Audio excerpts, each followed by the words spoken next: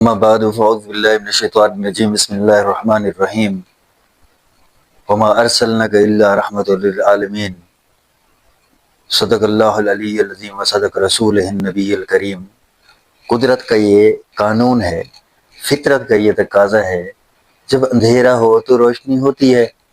دوستو، موسم خزاں ہو تو موسم بہار آتا ہے۔ آقا نامدار آیا، مدینے کا تاجدار آیا، دونوں جہانوں کا سردار آیا۔ محبوب رب غفار آیا، یتیمو او یتیمو تم پریشان نہ ہو، رو نہ، تمہیں گلے لگا کر کندھے پر بٹھا کر عید نماز پڑھانے والا نبی آ گیا ہے۔ میرے واجب الاحترام سامعین، امت بہترین، اب ربیع اول کا مہینہ چل پڑا ہے تو انشاءاللہ یہ سلسلہ چلتا رہے گا۔ سیرت پہ انشاءاللہ جو ہے نا موتی جو ہوں گے کوشش آپ تک پہنچائیں گے۔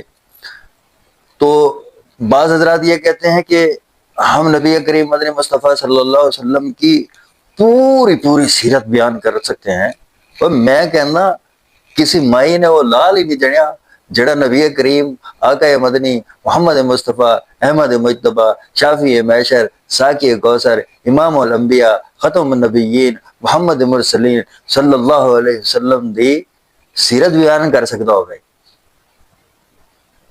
سیرت دے چند پہلو تے جھلکیاں تے دکھا سکتا بندہ، پر سیرت بیان کوئی نہیں کر سکتا۔ تے انشاءاللہ اللہ تعالیٰ آسانی فرمائے، سیرت النبی کے متعلق در نیاب آپ تک پہنچانے کی کوشش کروں گا۔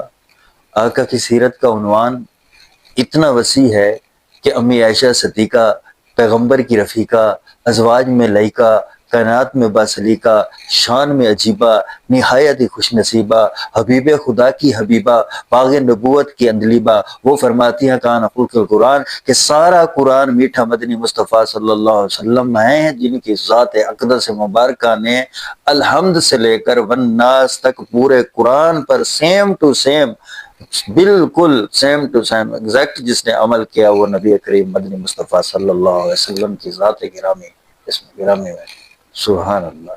انشاءاللہ یہ سلسلہ چلتا رہے گا اور آپ تک انشاءاللہ یہ گوہر نیاب در نیاب انشاءاللہ اللہ پاک سیرت کے مجھے پہنچانے کی توفیق عطا فرمائے۔